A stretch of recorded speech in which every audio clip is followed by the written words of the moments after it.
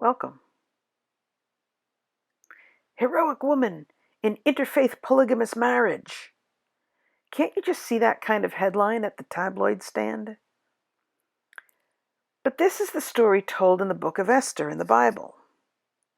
Esther was a Hebrew woman living in Persia under the protection of her uncle Mordecai. She became one of the wives of the Persian king Ahasuerus, who would have been practicing the Babylonian religion.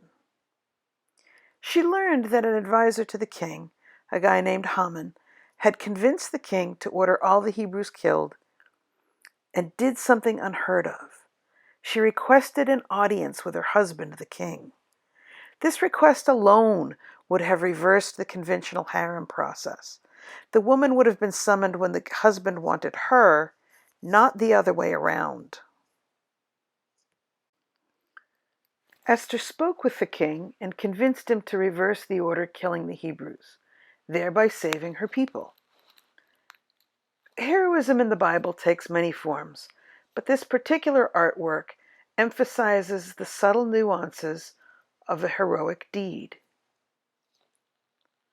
A woman painted this piece in the early 1600s. Artemisia Gentileschi was the very talented daughter of the well-respected and popular artist Orazio Gentileschi, whose works can be found in museums around the world. Artemisia knew all too well how hard it was to break social conventions. She was a walking counterculture. Here, she depicts Esther at the moment when, having made her case to King Ahasuerus, she faints. Artemisia had had the courage to testify at trial against her rapist, and this depiction of Queen Esther seems to be a way of expressing how hard it can be to speak up. Can you think of an act that would take so much courage that you might faint after doing it?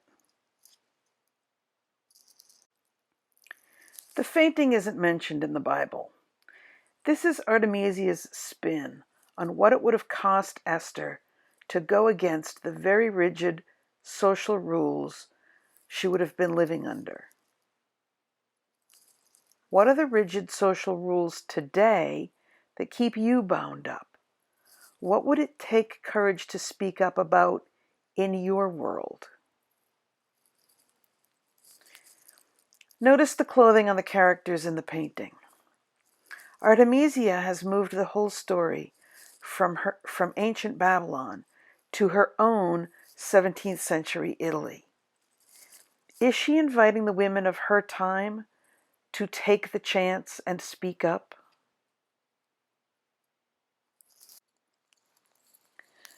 Esther's uncle Mordecai's life was already on the line when she embarked on this foolhardy mission, and she knew she was putting her own life at risk by even seeking an audience with the king.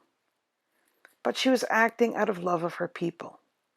The whole community's lives were at stake. For her, the common good of her people was more important than her own life. She wasn't killed for her faith, but she was willing to be. How do you think of serving the common good? Is there a particular part of the community you'd sacrifice yourself for?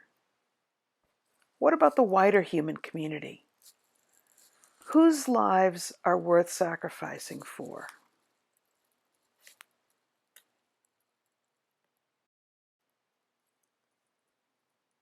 Thank you for watching. God bless.